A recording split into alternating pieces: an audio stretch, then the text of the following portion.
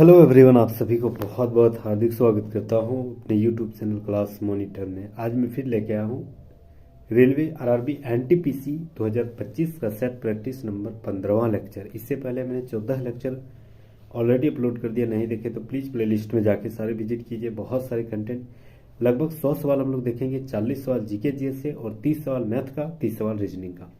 और 30 सवाल मैथ और रीजनिंग जो रहेगी ज़बरदस्त एक्सप्लेनेशन, बहुत ही इजी वे में, बहुत ही स्मार्ट वर्क में देखेंगे। तो प्लीज़ अंत तक जरूर जुड़े रहिएगा और नए हैं तो सब्सक्राइब जरूर कर लीजिएगा। चलिए बिना देरी के शुरुआत करते हैं। पहले हम लोग जनरल अवेयरनेस जो है 40 सवाल देख लेते हैं। चलिए, पहला सवाल बहुत ही ज़बरदस्त सवाल किया है कि 1911 में अल्फा क्षय और अर्ध आयुकाल और उत्सर्जित अल्फा कणों की ऊर्जा के बीच एक प्रयोग सिद्ध संबंध किसने खोज किया था? तो यह जो है गीगर और नट्टल ने खोज किया था। ऑप्शन नंबर 2 बिल्कुल राइट आंसर हो जाएगा। चलिए दूसरा नंबर सवाल आते हैं। वायुमंडल में हवा के अणुओं द्वारा प्रकीर्णन के बाद सूर्य के प्रकाश का रंग कैसा होता है? जबरदस्त सवाल किया। वायुमंडल में हवा के अणुओं के प्रकीर्णन के बाद सूर्य का रंग जो है वह प्रकाश जो है वह कैसा होता है? तो याद रखना ये जो है नीला हो जाती है। ऑप्शन नंबर 3 बिल्कुल राइट आंसर हो जाएगा। ठीक है, पृथ्वी में वायुमंडल के हवा के छोटे छोटे अणुओं, उनकी दिशा जो है फैल जाती है, जिसकी रंग जो है रोशनी जो है आपका नीला हो जाती है। ऑप्शन नंबर 3 बिल्कुल राइट आंसर हो जाएगा। नेक्स्ट आते हैं, आपूर्ति पक्ष अर्थशास्त्र किस पर अधिक जोर देता है? आपूर्ति पक्ष जो है वह निर्माता पर ज्यादा जोर देता है। ठीक है, मैन्युफैक्चरिंग पर ज्यादा जोर देता है। तो ऑप्शन नंबर 1 राइट आंसर हो जाएगा। चलिए चौथा नंबर सवाल, नौकरशाही का सिद्धांत, यह संस्थापक जनक जो है वह कौन थे? जबरदस्त। तो यार ना, नौकरशाही के सिद्धांत जो है इसके संस्थापक जो है वह इसके जनक कौन थे? तो याद रखना ये जो है मैक्स वेबर इसके जनक थे। ऑप्शन नंबर 2 बिल्कुल राइट आंसर हो जाएगा। चलिए अगला सवाल आते हैं, संयुक्त राष्ट्र संघ कब अस्तित्व में आया था? शानदार सवाल। संयुक्त राष्ट्र संघ जो है कब वह अस्तित्व में आया था? तो याद रखना 1945। ऑप्शन नंबर 3 राइट आंसर हो जाएगा। अबुल फजल किस सूफी संत के पुत्र थे? बहुत ही शानदार सवाल। अबुल फजल जो है किस सूफी संत के पुत्र थे? तो याद रखना ये जो है शेख मुबारक के पुत्र थे। ऑप्शन नंबर 1 बिल्कुल राइट आंसर हो जाएगा। ठीक है, अकबर, सम्राट अकबर के जो है वजीर और अकबरनामा की जो जिक्र किया है वह अबुल फजल के द्वारा। यह किसके पुत्र थे? शेख मुबारक के। अगला सवाल, फ्रांसीसी क्रांति किस वर्ष हुई थी? बहुत ज्यादा बार ये सवाल पूछा जाता है। तो याद रखना फ्रांसीसी क्रांति की शुरुआत 1789 में शुरुआत हुई थी। ठीक है, नेपोलियन बोनापार्ट के द्वारा। ठीक है, 1789 से 1799 तक चली थी। तो याद रखना है यह ऑप्शन नंबर 3 बिल्कुल राइट आंसर हो जाएगा। चलिए अगला सवाल 8 नंबर, बीमारी के दौरान पोषण देखभाल क्रियाकलापों का एक संगठित समूह है जिसमें निम्नलिखित में से किसके अलावा अन्य सभी शामिल हो जाते हैं? तो ये जो है ना मनोवैज्ञानिक तनाव का आकलन ये शामिल हो जाता है। ऑप्शन नंबर 1 राइट आंसर हो जाएगा। चलिए अगला सवाल आते हैं, जीका वायरस का वाहक कौन सा मच्छर है? जबरदस्त सवाल। जीका वायरस का जो वाहक है वह उसका मच्छर कौन सा है? मच्छर का नाम क्या है? तो याद रखना उसका मच्छर का नाम है एडिस मच्छर। ऑप्शन नंबर 1 राइट आंसर हो जाएगा, एडिस मच्छर। चलिए अगला सवाल, जड़ आवरण जो है वह किससे प्राप्त उत्पन्न होती है? जड़ आवरण, तो याद रखना ये कैलिप्ट्रोजन के द्वारा इसकी उत्पत्ति होती है। तो ऑप्शन नंबर 2 बिल्कुल राइट आंसर हो जाएगा, कैलिप्ट्रोजन। चलिए अगला 11 नंबर, विलगित प्रोटीन की पहचान हेतु शोषक तकनीक क्या है? तो यार ना, विलगित प्रोटीन की पहचान हेतु जो शोषक तकनीक है वह कौन सा है? तो यार ना, यह पश्चिमी शोषक है, इसे कहा जाता है। ऑप्शन नंबर 2 बिल्कुल राइट आंसर हो जाएगा। चलिए अगला सवाल 12 नंबर, गुणसूत्रों की आकृति जो है विज्ञान का अच्छी तरह से अध्ययन किससे किया जा सकता है? शानदार सवाल। गुणसूत्रों का जो आकृति है उसकी विज्ञान की अच्छी तरह से अध्ययन वह किसके द्वारा किया जा सकता है? तो याद रखना ये जो है वह मध्यावस्था के द्वारा उसकी आकलन किया जा सकता है। ऑप्शन नंबर 3 यहाँ राइट आंसर हो जाएगा। चलिए नेक्स्ट आते हैं, क्यूरी जो है वह किसकी यूनिट है? क्यूरी जो है वह एक रेडियोधर्मिता की इकाई है, यूनिट है। ऑप्शन नंबर 1 यहाँ बिल्कुल राइट आंसर हो जाएगा, रेडियोधर्मिता की इकाई क्यूरी है। ठीक है, नेक्स्ट हम लोग आते हैं, अग्निशमन के लिए हम किसका प्रयोग करते हैं? शानदार सवाल, बहुत ज्यादा बार ये सवाल पूछा जाता है। तो यह है कार्बन डाइऑक्साइड का इस्तेमाल करते हैं, CO2 का इस्तेमाल करते हैं अग्निशमन में। ठीक है, फायर ब्रिगेड में किसका इस्तेमाल करते हैं? CO2 में। तो ऑप्शन नंबर 3 बिल्कुल राइट आंसर हो जाएगा, एकदम जहन में याद रखना। अगला सवाल, क्वार्ट्ज का रासायनिक नाम क्या है? क्वार्ट्ज का रासायनिक नाम जो है वह कौन सा है, तो याद रखना है सोडियम सिलिकेट। सोडियम सिलिकेट को ही क्वार्ट्ज कहा जाता है, ठीक है। तो इसका रासायनिक नाम क्या है, सोडियम सिलिकेट जो है वह आपका हो जाएगा आपका क्वार्ट्ज का रासायनिक नाम। चलिए ऑप्शन नंबर 4 राइट आंसर हो जाएगा। 16 नंबर, पर्वतों की लगातार श्रृंखला कौन सी है जिसकी उत्पत्ति भारत की समुद्री सीमा के लगभग समानांतर है, तो याद रखना ये पश्चिमी घाट है। पूर्वी घाट में हल्के फुल्के कहीं कहीं दर्रा ज्यादातर है, लेकिन पश्चिमी घाट जो है वह लगभग समानांतर है। तो ऑप्शन नंबर 4 बिल्कुल राइट आंसर हो जाएगा। चलिए अगला सवाल, थोरियम का सबसे बड़ा भंडार कहाँ है। थोरियम का सबसे बड़ा भंडार जो है आपको कहाँ देखने को मिलती है, तो यार भारत में ही देखने को मिलती है, ठीक है। भारत में ही थोरियम की सबसे बड़ी भंडार देखने को मिलती है, ठीक है। चलिए नेक्स्ट हम लोग आते हैं, बलबन की उपाधि किसने धारण की थी। बलबन की उपाधि किसने धारण की थी, तो यार ना उलुग खान के द्वारा बलबन की उपाधि जो है वह धारण की गई थी, ठीक है। बलबन जो है गयासुद्दीन बलबन दिल्ली के जो है 9वां सुल्तान था दिल्ली सल्तनत का, वह इल्तुतमिश का गुलाम था बलबन, ठीक है। इल्तुतमिश का गुलाम था और तुर्क इलबरी जनजाति से संबंधित रखते हैं। ये जो है वह किसकी उपाधि धारण की थी, उलग खान का। ऑप्शन नंबर 3 राइट आंसर हो जाएगा। चलिए 19, निम्नलिखित में से ब्लेड रनर के नाम से कौन से जाने जाते हैं। ब्लेड रनर जो है वह कौन से नाम से जाना जाता है, तो याद रखना Oscar Carl Pistorius. Option number 2 बिल्कुल राइट आंसर हो जाएगा। चलिए अगला सवाल आते हैं, 20 नंबर, गृह मंत्रालय द्वारा संचालित FCRA का विस्तृत रूप क्या है। FCRA का विस्तृत रूप क्या होती है, तो यार ना F का मतलब foreign contribution regulation act. Option number 2 बिल्कुल राइट आंसर हो जाएगा। FCRA गृह मंत्रालय द्वारा जो संचालित की जाती है, इसका फुल फॉर्म होती है फॉरेन कंट्रीब्यूशन रेगुलेशन एक्ट। तो ऑप्शन नंबर 2 राइट आंसर हो जाएगा। चलिए 21 नंबर सवाल, इनमें से कौन सी एक मौलिक इकाई नहीं है। कौन सी एक मौलिक इकाई नहीं है, मीटर है, किलोग्राम है, केल्विन है, क्यूबिक मीटर नहीं है। तो ऑप्शन नंबर 4 यहाँ जबरदस्त राइट आंसर हो जाएगा। चलिए अगला सवाल, कौन सा बायोमास ऊर्जा का उदाहरण नहीं है। बायोमास जो है वह कौन सा ऊर्जा का उदाहरण नहीं है, तो यार ना परमाणु ऊर्जा का उदाहरण बायोमास नहीं है। ऑप्शन नंबर 3 यहाँ जबरदस्त राइट आंसर हो जाएगा। चलिए अगला सवाल 23 नंबर, निम्नलिखित में से कौन सा किसानों के लिए कल्याणकारी योजना नहीं है। किसानों के लिए कल्याणकारी योजना कौन सी नहीं है, तो यार ना कर्मचारी रेफरल योजना। ये जो है ना आपका किसानों के लिए कल्याणकारी योजना नहीं है। तो ऑप्शन नंबर 4 बिल्कुल राइट आंसर हो जाएगा। चलिए 24 नंबर, राजनीति से धर्म कभी अलग नहीं हो सकता, यह शब्द किसने कहा था। ये इससे सवाल बनते हैं, ठीक है। राजनीति से धर्म जो है कभी अलग नहीं हो सकता, ये जो है ना आपका हमारे राष्ट्रपिता जो है महात्मा गांधी जी की कथन है। तो ऑप्शन नंबर 3 बिल्कुल राइट आंसर हो जाएगा। चलिए अगला सवाल, शिक्षा का अधिकार अधिनियम भारत में कब लागू हुआ था। शानदार सवाल, ठीक है। शिक्षा राइट टू एजुकेशन, ठीक है, RTE राइट टू एजुकेशन, यह कब लाई गई थी, तो याद रखना शिक्षा का अधिकार अधिनियम जो है वह 2009 में इसका एक्ट आया था और 1 अप्रैल याद रखना 1 अप्रैल 2010 से यह प्रभावी में आ गया था। तो ऑप्शन नंबर 2 बिल्कुल राइट आंसर हो जाएगा। 2009 में इसका एक्ट आया था। चलिए 26 नंबर आते हैं, तीनों ओर से सागरों से घिरे जमीन को यानी भूभाग को क्या कहा जाता है, तो प्रायद्वीपीय कहा जाता है। हमारे जमीन जो हमारा भारत है वो नीचे तरफ प्रायद्वीपीय भारत कहा जाता है ना, साउथ तरफ, तो वो जो है आपका प्रायद्वीपीय हो गया, क्योंकि तीनों तरफ से आपका जो आपका समुद्र से घिरा हुआ उसे ही प्रायद्वीपीय कहा जाता है। तो ऑप्शन नंबर 2 बिल्कुल राइट आंसर हो जाएगा। ज्योग्राफी का एकदम शानदार सवाल। IIFA का पूर्ण अर्थ क्या है। IIFA इसका पूर्ण रूप क्या है, तो यार इंटरनेशनल इंडियन फिल्म एकेडमी। तो ऑप्शन नंबर 2 बिल्कुल राइट आंसर हो जाएगा। इंटरनेशनल इंडियन फिल्म एकेडमी जो है IIFA का फुल फॉर्म है। चलिए 28 नंबर सवाल, लोकतंत्र की सबसे बड़ी बुनियादी परिणाम क्या है। तो लोकतंत्र की सबसे बड़ी बुनियादी परिणाम है नागरिकों के प्रति जवाबदेही। नागरिकों को जवाब देना पड़ता है, मतलब नागरिक नहीं, सरकार को जवाब देना पड़ता है नागरिकों के प्रति, यही लोकतंत्र की सबसे बड़ी खूबी है। तो ऑप्शन नंबर 3 बिल्कुल राइट आंसर हो जाएगा। राइट टू इन्फॉर्मेशन, ठीक है, जानते हैं ना, राइट टू इन्फॉर्मेशन 2005 का एक्ट आया था, उसमें उसके आधार पर बहुत बड़ी वह जो है लोकतंत्र की खूबी है।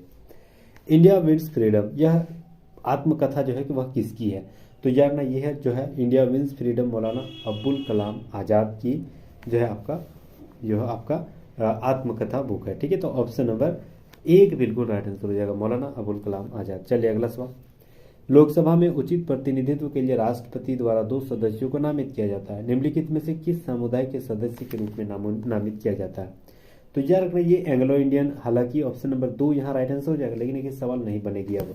क्यों? क्योंकि 2009 में जो है 104वां, 2019 में जो है 104वां संविधान संशोधन, याद रखना है 104वां संविधान संशोधन के दौरान जितने भी नामित किए जाते थे एंग्लो इंडियन, वो फिलहाल प्रभावी में समाप्त है, फिलहाल प्रभावी में खत्म है, मतलब खत्म नहीं कर दिया, फिलहाल समाप्त है, ठीक है, अभी उसका इस्तेमाल नहीं होती है।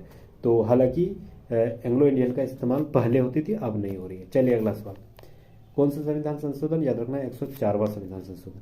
भारतीय अर्थव्यवस्था में परिवहन का मुख्य साधन क्या है? तो जानना, भारतीय अर्थव्यवस्था में परिवहन का सबसे बड़ा साधन सड़क परिवहन है, ठीक है, सड़क परिवहन को रोडवेज कहा जाता है। तो ऑप्शन नंबर 4 बिल्कुल राइट आंसर हो जाएगा, ठीक है। चलिए अगला सवाल, विश्व पर्यावरण दिवस कब मनाया जाता है? तो यार ना, विश्व पर्यावरण दिवस जो है वह 5 जून को मनाया जाता है। अच्छा, 5 जून को क्यों मनाया जाता है? तो यार रखना, 5 जून 1972 को संयुक्त राष्ट्र महासभा के द्वारा पर्यावरण कार्यक्रम चला गया था, ठीक है। तो इसी के दौरान, इसीलिए 1972, इसीलिए जो है आपका 5 जून को विश्व पर्यावरण दिवस के रूप में मनाया जाता है। चलिए अगला सवाल, निम्नलिखित में से कौन सा कथन सही है? सही कथन को हमें ढूंढना है। सबसे पहले बोल रहा है पत्थर पारदर्शी, गलत, पत्थर पारदर्शी होती है, ठीक है, ये उल्टा दे दिया, कांच पारदर्शी होती है। चोक पानी में घुलनशील नहीं होते हैं। चीनी पानी में घुलनशील है, ये जबरदस्त है। तेल भी पानी में घुलनशील नहीं है। तो तीसरा option number C right answer हो जाएगा। चलिए अगला सवाल, किलोवाट घंटा किसकी इकाई है? जबरदस्त सवाल। किलोवाट घंटा जो है वह आपकी ऊर्जा की इकाई है। जैसे हमारे घर में बिजली बल्ब जलते हैं ना, वो किलोवाट घंटा का इस्तेमाल के रूप में, इकाई के रूप में इस्तेमाल होती है, तो वह एक ऊर्जा है, ठीक है। तो ऑप्शन नंबर 4 बिल्कुल राइट आंसर हो जाएगा, ऊर्जा की इकाई है। 35 नंबर, निम्नलिखित में से कौन सा संविधान सभा के मसौदा तैयार करने की समिति के अध्यक्ष बनाए गए थे? तो मसौदा तैयार करने की समिति जो है वह B.R. अम्बेडकर के कंधों पर, ठीक है, यह हुई थी, उसी के आधार पर हुई थी, उसी के ऊपर था। तो इसके अध्यक्ष कौन थे? याद है, मसौदा समिति के अध्यक्ष तो B.R. अम्बेडकर, ठीक है। तो ऑप्शन नंबर 1 बिल्कुल राइट आंसर हो जाएगा, B.R. अम्बेडकर। चलिए 36 नंबर आते हैं, राज्य सरकार द्वारा नीति निर्देशक सिद्धांत के परिवर्तन की स्थिति में भारत के नागरिक इसके विरुद्ध कहाँ अपील कर सकते हैं? तो यार ना, ये जो है वह उच्च न्यायालय, राज्य सरकार द्वारा नीति निर्देशक तत्व के रूप में जो है आपका कहाँ न्याय संगत, ये तो न्याय संगत नहीं है, नहीं, तो ऑप्शन नंबर डी बिल्कुल राइट आंसर हो जाएगा। आप अगर मान के चलिए नीति निर्देशक तत्व के सिद्धांत आपके राज्यों में लागू नहीं हो रहे हैं, तो वो जो है एक गैरवाद यंत्र है, गैरवाद योग्य है, यानी उसको, उसके खिलाफ आप अपील कहीं नहीं कर सकते, ठीक है। क्यों? क्योंकि साफ लफ्जों में जो है संविधान में लिखा गया है कि ये जो है गैरवाद योग्य है, आर्टिकल 37 में लिखा हुआ है। इसका मतलब ये हुआ कि आप जो है सरकार अपने हिसाब से उसको लागू करेगी, जितने भी नीति निर्देशक तत्व के आधार पर आती है, और अगर सरकार इसमें जो है मतलब वो समस्या आ रही है लागू करने में, तो वो लागू नहीं भी कर सकती है, ठीक है। तो इसमें जनता की कोई मतलब हस्तक्षेप नहीं हो सकती है। तो ऑप्शन नंबर 3 बिल्कुल, ऑप्शन नंबर 4 बिल्कुल राइट आंसर हो जाएगा। इनमें से कहीं नहीं, आप ना तो उच्च न्यायालय जा सकते हैं, ना जिला न्यायालय, ना ही सर्वोच्च न्यायालय, कहीं नहीं जा सकते। चलिए नेक्स्ट आते हैं 37 नंबर सवाल, संसद के संयुक्त सदन की अध्यक्षता कौन करती है? जबरदस्त सवाल किया है। तो यार ना, उसके स्पीकर, लोकसभा के स्पीकर जो है वह संयुक्त सदन, जो कि 108 अनुच्छेद में जिक्र किया गया है। संयुक्त सदन की जो कौन सी होती है? तो यार ना, लोकसभा और राज्यसभा जो है आपका एक ही जगह जब बैठ जाते हैं, अगर कहीं डिस्प्यूट हो जाती है कोई नीति को लेकर, तो दोनों एक ही जगह बैठ जाते हैं, उसी को बोला जाता है संयुक्त सदन, ठीक है। ये संयुक्त बैठक किस में जिक्र है? तो यार ना है अनुच्छेद 108 में। ये संयुक्त बैठक जो है किसके द्वारा बुलाया जाता है? तो यार ना प्रेसिडेंट यानी राष्ट्रपति के द्वारा, ठीक है, राष्ट्रपति के द्वारा बुलाया जाता है। और उसके अध्यक्षता कौन करते हैं? तो यार ना है लोकसभा के स्पीकर। सवाल ये बहुत ज्यादा बार पूछा जाता है, क्यों? क्योंकि यहाँ राष्ट्रपति और स्पीकर में कभी कंफ्यूज नहीं होना है। राष्ट्रपति बुला सकता है, क्यों? सबसे सर्वोच्च वही है, और स्पीकर जब वहां बैठा हुआ है तो वही मान के चलिए कि वही आपका अध्यक्षता करेगा, ठीक है। तो ऑप्शन नंबर 4 बिल्कुल राइट आंसर हो जाएगा। नेक्स्ट आते हैं, AB ब्लड ग्रुप वाला व्यक्ति निम्नलिखित में से किस व्यक्ति को अपना दान दे सकता है? AB ब्लड ग्रुप वाला, तो AB ब्लड ग्रुप वाला तो AB को ही दे सकता है। तो ऑप्शन नंबर 3 बिल्कुल राइट आंसर हो जाएगा, ठीक है, AB को दे सकता है। चलिए अगला सवाल, A को भी दे सकता है, B को भी दे सकता है, लेकिन ऑप्शन है AB, तो AB ऑप्शन नंबर 3 बिल्कुल राइट आंसर हो जाएगा। वातावरण को गर्म करने में मूल रूप से किसका योगदान सर्वाधिक होते हैं? देखिए, वातावरण में जो गर्म करने पर मूल रूप से जो सर्वाधिक योगदान होती है वह योगदान सबसे ज़्यादा रेडिएशन का होता है। तो ऑप्शन नंबर 3 बिल्कुल राइट आंसर हो जाएगा, रेडिएशन। चलिए अगला सवाल हम लोग आते हैं 40 नंबर सवाल। 1845 में किस जर्मन रसायनज्ञ ने 2 कार्बन परमाणु वाले एक प्राकृतिक उत्पाद एसिटिक अम्ल के संश्लेषण के लिए एक विधि प्रकाशित किया था? तो याद रखना ये जो है हरमन कॉल्बे के द्वारा प्रकाशित हुई थी। ऑप्शन नंबर 4 बिल्कुल राइट आंसर हो जाएगा। ठीक है, चलिए 40 सवाल हम लोग जीके यानी जनरल अवेयरनेस का देख लिए हैं। ठीक है, और 30 सवाल अब हम लोग मैथ का देखेंगे, फिर उसके बाद देन 30 सवाल जो है रीजनिंग का। जबरदस्त एक्सप्लेनेशन, बहुत ही ईजी वे में, बहुत ही स्मार्ट वर्क में देखेंगे। प्लीज़ जुड़े रहिएगा अंत तक। अगर आपको बेसिक समझना है तो प्लीज़ अंत तक जरूर जुड़े रहिएगा, और नए हैं तो प्लीज़ सब्सक्राइब एंड कम से कम एक सोशल मीडिया में जरूर शेयर कर दीजिएगा। हमारी आपसे जोरदार विनती रहेगी। ठीक है, ये सारे प्रीवियस ईयर सवाल, एनटीपीसी के प्रीवियस ईयर सवाल पूछे गए हैं, उसी का सॉल्व पेपर है। ठीक है, प्रीवियस ईयर सवाल देखना बहुत जरूरी है। एनालिसिस यहाँ से आपको 110% मिलेगी। चलिए पहला मैथ का पहला सवाल किया है कि ये संख्या दिया गया 4, 6, 3 और y की जगह क्या रखेंगे 7 से विभाज्य हो जाएगा। ठीक है, तो 7 से ऐसे ही भाग दे सकते हैं। 7 छक 42, कितना बचा? 4 बचा, फिर 3, तो 7 छक 42, 1 बचा। तो फिर यहाँ कितना रखेंगे? तो यहाँ अगर हम 4 रख देंगे तो 1 और 4 14, तो 7 दूनी 14 कट जाएगा। तो ऑप्शन नंबर 1 बिल्कुल राइट आंसर हो जाएगा 14। 4 रखेंगे तो हो जाएगा, कट जाएगा। नेक्स्ट आते हैं, कोई वस्तु दी गई उसका 15% छूट और वही वस्तु का 30% छूट दोनों में बराबर है। तो दोनों वस्तु का, अच्छा अलग अलग वस्तु है। चलिए मान लेते हैं पहला वस्तु x है और दूसरा वस्तु y है। पहला वस्तु x का 15% छूट, यानी 100 में 15 घटा देंगे तो 85, और परसेंटेज के लिए 100, तो नीचे 100 लिखेंगे। इनटू दूसरा वाला बोल रहा है कि जो 20% दूसरा वाला में छूट दे दी, यानी 20 घटाएंगे तो 80/100 हो जाएगा। ये 100 कट जाएगा। ये 5 से काटेंगे तो 5 17 बार में, और 5 ये कट जाएगा 20 बार में। ठीक है, तो ये x का मान ये वाला हो गया, बराबर की उस साइड होती है ना, बराबर की उस साइड, तो x का मान 20 हो गया। ठीक है, और y का मान कितना हो गया? y का मान आपका 17 हो गया। ठीक है, 17 नहीं, ये 15 बार में कटता है ना, 15, तो 15% की छूट दे रही है।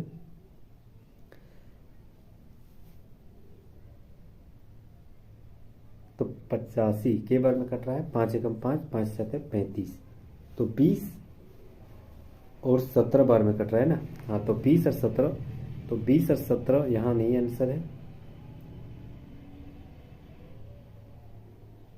उसका अंकित मूल्य ज्ञात करना है।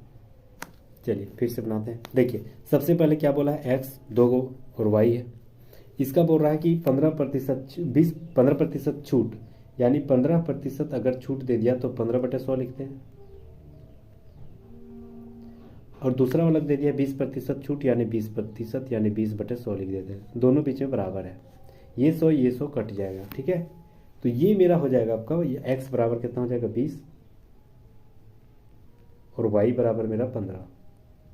ठीक है, अब हमें जो है इसका अंकित मूल्य ज्ञात कर। अच्छा, ऑप्शन के आधार पे कौन कौन इसके कटेबल है? 20 और 15 इसके कौन कौन कटेबल है? तो ये जो है आपका 15, 20 को अगर 4 से गुना कर देंगे तो 4 20 चौक 4 बार में, और ये 15 जो है वह 15 चौक 60 बार में, मतलब 80 और 60। ऑप्शन नंबर 1 बिल्कुल राइट आंसर हो जाएगा। ठीक है, उसी का रेशियो के आधार पर यहाँ दिया गया है ऑप्शन। आप जो है आपका ऑप्शन अगर रहता 15-20 तो वो भी आंसर रहता, लेकिन रेशियो ये दिया गया है। ठीक है, तो ये आपका राइट आंसर हो जाएगा। नेक्स्ट हम लोग आते हैं, बहुत ही ईजी सवाल। सबसे पहले √169, इसका मान क्या होती है? 13, तो अंडर रूट हट गया। माइनस 121, इसका मान होती है 11, प्लस 64 कितने होते हैं? 8। ये दोनों जोड़ देंगे तो 19 और 13, इसमें दोनों 19 में 13 मेरा घट जाएगा। ये हो जाएगा 19 में 13 घट जाएगा तो कितना हो जाएगा? तो 9 में 6 हो गया। तो 6 का बोल रहा है x बराबर कितना निकला? 6। तो 6 का स्क्वायर यहाँ निकालने बोल रहा है तो 36 हो जाएगा। ऑप्शन नंबर 3 बिल्कुल राइट आंसर हो जाएगा। बहुत ही ईजी सवाल था। एक प्रिज्म और एक पिरामिड के समान आधार जो है और समान ऊंचाई है दी गई है। प्रिज्म और पिरामिड के आयतन का अनुपात देखिए। प्रिज्म का आयतन क्या होती है? तो यार ना आधार का क्षेत्रफल गुना ऊंचाई। सबसे पहले आधार का क्षेत्रफल, ठीक है, आधार का क्षेत्रफल गुना ऊंचाई दे दिया गया है। यह प्रिज्म का आयतन है, ठीक है। उसके बाद बोल रहा है पिरामिड का आयतन। पिरामिड का आयतन होता है 1/3, 1/3, 3 को डायरेक्ट ऊपर ले जाते हैं, ठीक है। 1/3 आधार का क्षेत्रफल, आधार का क्षेत्रफल गुना ऊंचाई, ठीक है ना। ये ऊंचाई कट जाए, ये आधार का क्षेत्रफल, ये आधार का क्षेत्रफल कट जाएगा, तो बचेगा सिर्फ क्या, तो बचेगा सिर्फ आपका 3:1, यही बचेगा ना। तो 3:1 हो जाएगा राइट आंसर। ऑप्शन नंबर 2 बिल्कुल राइट आंसर होगा, ठीक है। आधार का क्षेत्रफल गुना ऊंचाई, ये प्रिज्म का आयतन है। और 1/3 अगर 3 से भाग दे देंगे वही प्रिज्म गुना आयतन का जो ऊंचाई है उसका और आधार का क्षेत्रफल उसका 3 से भाग दे देंगे तो वो पिरामिड का आयतन निकल जाएगा, ठीक है। चलिए अगला सवाल। ऋषि ने किसी परीक्षा में कुल 75 अंकों में से, मतलब टोटल 75 अंक है तो टोटल को हमेशा नीचे लिखेंगे, उसमें से वह 86 अंक लाया, तो बोला कितना प्रतिशत लाया, तो परसेंटेज कीजिए 100, जो लाया उसको ऊपर में और जितना टोटल का मान है वो नीचे, और परसेंटेज कीजिए 100, ठीक है। तो इसको काट देंगे तो ये कितना कटेगा, लगभग 3 से कटेगा, 3 एकम 3 दूनी 6, 3 दूनी 6, ठीक है। और ये कटेगा 3 दूनी 6, 25 दिया, 75 होती, 3 बार में करिए, तो ये 25 चौक 100, माने 4 दूनी 8 और 4 दूनी 8, तो 88 हो जाएगा। ऑप्शन नंबर 2 बिल्कुल राइट आंसर हो जाएगा, 88%। नेक्स्ट आते हैं। इरीन ने मास्क की बिक्री जो है 308 रुपये में किया, जो कि 12% की हानि थी, मतलब हानि 12% हानि के बाद 308 हुआ, यानी 12% हानि, यानी 100 में 12 घटा देंगे तो 88 बराबर कितना है, 308, ठीक है। अब पूरा 10% लाभ लेना है, तो 10% लाभ शुरू में हम लोग अंकित मूल्य कितना माने 100, 100 में 12 घटाए थे तो 88 हुआ। 10% लाभ यानी 100 में हमको 10 जोड़ना है, यहाँ 88 में नहीं जोड़ना, ये तो हानि के बाद है। तो अंकित मूल्य में हम जोड़ेंगे लाभ, तो 10% जोड़ेंगे तो 110 हो जाएगा, तो 110 बराबर क्या हो जाएगा, वाट। बस इसको क्रॉस मल्टीप्लाई 88 से भाग दे देते हैं, तो ये हो गया 308 गुना 110 बटे 88, ये 11 8 88 कट गया, ये 8 से कटेगा, 8 तिया 24, ठीक है, 8 तिया 24 हो गया। उसके बाद बचा 6 और 8, तो 8 8 64, ठीक है ना, 8 64 और 5 8 5 40, तो एगो पॉइंट में 0 है, यानी 0 इससे गुना होगा तो 385, और एगो 0 तो 0 के बाद एगो पॉइंट बैठ जाएगा तो 385 राइट आंसर हो जाएगा। ऑप्शन नंबर 4 बिल्कुल राइट आंसर हो जाएगा। नेक्स्ट हम लोग आते हैं। कलम के एक सेट अंकित मूल्य पर 15% की छूट प्राप्त करने के बाद खरीदार को 1751 रुपये में कीमत चुकाई, यानी बोल रहा है कि 15% छूट देने के बाद 1751 रुपया दिया, यानी 100 रुपया अगर अंकित मूल्य था तो 15% छूट यानी 85%, तो 85% बराबर हो गया 1751 रुपया।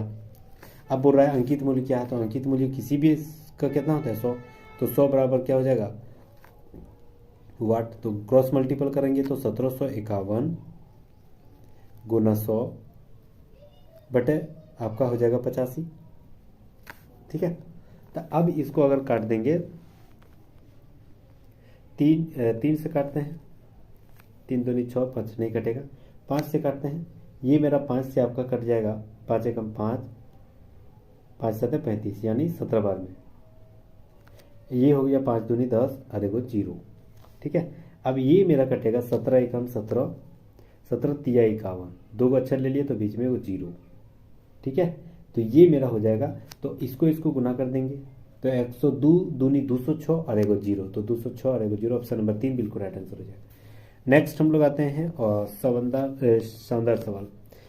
RQ plus SQ is equal to 0 दे दिया है और R plus S is equal to 6 दे दिया, इसका मान हमें ज्ञात करना है। तो सबसे पहले हमें ढूंढना है कि RQ प्लस SQ, यानी AQ प्लस BQ इसका मान लिख सकते हैं, तो AQ plus RQ plus SQ यानी AQ प्लस BQ, तो AQ प्लस BQ क्या मान क्या होती है, A प्लस B यानी R प्लस S, ठीक है, A स्क्वायर यानी R स्क्वायर माइनस AB यानी RS प्लस B स्क्वायर यानी S स्क्वायर बराबर 0, ठीक है। तो अब इसको अभी प्रभाव में नहीं लाते हैं, तो ये मेरा कितना हो जाएगा, ये अगर मान के चलिए तो हो जाएगा आपका R square plus S square, direct लिखते हैं प्लस एस स्क्वायर बराबर, ये मेरा कितना हो जाएगा, ये माइनस आर एस है तो उधर जाएगा तो सिर्फ आर एस बच जाएगा। समझ गए। अब R square plus S square बराबर आर एस हो जाएगा, ये इसको समीकरण 1 लिख देते हैं। दूसरा मेरा क्या हो जाएगा, इसको अब फिर लेते हैं तो आर प्लस एस का होल स्क्वायर कर देते हैं। ठीक है, तो इसका मान क्या होती है, आर स्क्वायर